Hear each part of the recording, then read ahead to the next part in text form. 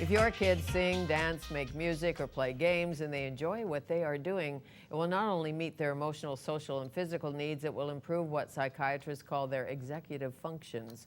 Harvard graduate Adele Diamond is the Canada Research Chair, Professor of Developmental Cognitive Neuroscience in the Department of Psychiatry at UBC. She studies the brain, specifically the prefrontal cortex, and that's her area of expertise. It is my pleasure to welcome Dr. Adele Diamond to Studio 4 to tell us more. That's a mouthful. Yes, it is. Yes, developmental cognitive neuroscience. How'd you get into that and why? Oh, that's a very long story. We probably don't Too want to long? go there. Yes. Okay. I never planned to go there. You didn't? No. What were you going to do? I was going to be a housewife and mother. Really? And then I was going to be a sociologist and anthropologist because I didn't want to have anything to do with science. I wanted to work with people and help people.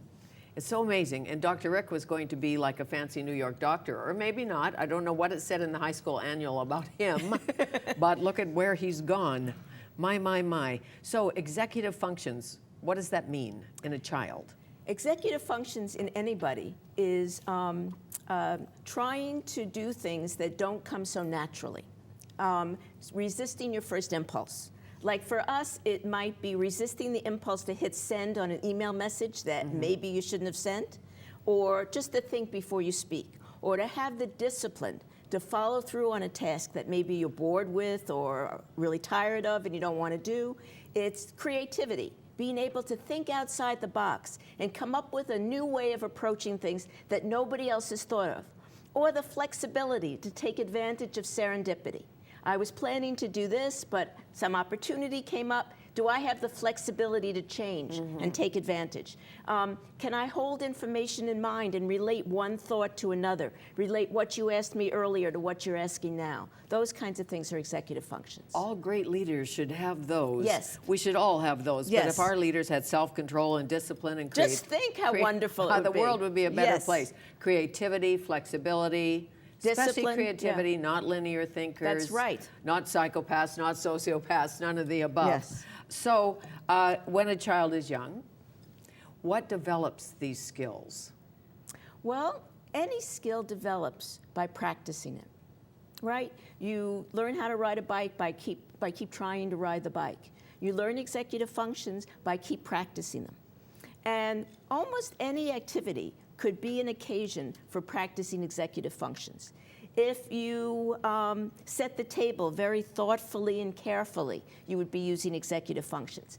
But what I suggest is, since you need the child to do it a lot, since it's the doing it a lot that gives the benefit, find something the child loves. Maybe it's dance, maybe it's playing a musical instrument, maybe it's circus, maybe it's anything. Martial arts. Martial arts, exactly. Anything the child loves, that the child will have to use discipline, perseverance, will have to concentrate, may have to remember complex sequences in mind.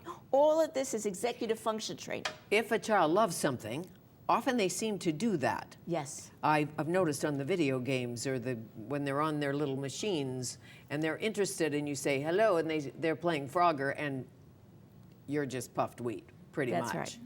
So in the school system, in the curriculum, are teachers working with children who don't have these developed? Yes.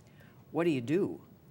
A child who's out of control in the classroom, hitting the little girl next to him or little boy next to her. Well, first of all, not concentrating, not finishing. First of all, you can try to scaffold executive function. You try to help the child. So, for example, if children are supposed to get into pairs, and one child is to tell a story and the other child listen, and then you change roles. Initially, no child wants to listen. Everybody wants to tell their story. So you can give one child a mouth and one child an ear and explain that ears don't talk, ears listen. And with that concrete reminder, even a little 4-year-old is able to listen. It's very much like the First Nations talking stick. Whoever has the talking stick is the one who has the right to talk now. So little concrete reminders can go a long way in helping children who couldn't do it on their own. My dad used to say, remember, God has a hand on your shoulder and one over your mouth. Right? Because I was a little busy and perhaps a little, I guess I probably was. I wasn't ADHD or ADD, but I was close, I think. that busy. Your brain's ahead of your body. That's perfectly natural. That's perfectly normal in little kids. Okay. And sometimes now the schools are asking little kids to do things that are unnatural. Like? To be little adults, to sit still for a long time. It's not natural for a little kid to sit still for a long time. And none of us learn well by sitting still and listening, right? If I asked you who's going to learn the route better, the driver or the passenger in the car? The driver. Right, and you know, and you know why, because he's actively using it, and the passenger's passively sitting there. Then, for some reason, we forget that when we put kids in school. And we have them passively sitting there, and the teacher is up there using the information. But you learn anything better when you use it. You were just talking about Gary Siegel, the wonderful philanthropist, who really got the message when he saw that child from Ethiopia. It was the hands-on learning, not the hearing about it, not the lecturing, not the abstract, but the concrete. And what we need to do in schools is to get much more of that hands-on, working with it, seeing why you need it, using it, and then you really understand it. And his son got the message because his son saw it too and came home and did something about it, hence a reward, hence the joy of giving back and seeing results. Absolutely. And all of that. So if a child cannot think outside the box, is very linear, cannot pay attention, cannot wear different hats to think, how do you work with him or her? Get them ready for school. Well, I know, get them ready to sit at a desk, ooh, but well, you know. To think outside the box is not something that a little child who isn't yet in school can do. Okay. But one thing to get children ready for school is to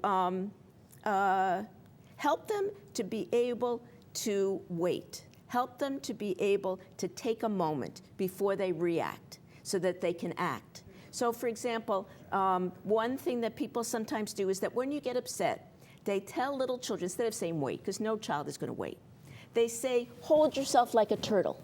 Get in the turtle position. They give them something to do. Take some deep breaths. Think about what you want to do. So essentially what they're doing is say wait, but they're giving them something to do during that waiting period so that they don't have to not do anything. What a good idea. Mine are raised, but I'll try it on the grandchildren. You know, because it makes sense. That's because most busy children, they want to move and play and chat and fool around. And so you give them something to do while they wait. Yes. Make yourself a turtle or get in the turtle position. Yes. And they'll remember that when they're 50 too. Yes, and so they'll say, okay, Mom, do turtle. Do turtle. Yeah, do turtle. And you always said to me, do turtle. And I remember doing turtle a lot. But it's impressive because it's got to help and work. So this prefrontal cortex, when we come back, we'll talk about that. Like what's up here that's causing us to act out or not act out, behave, not behave, all of the above. We'll return.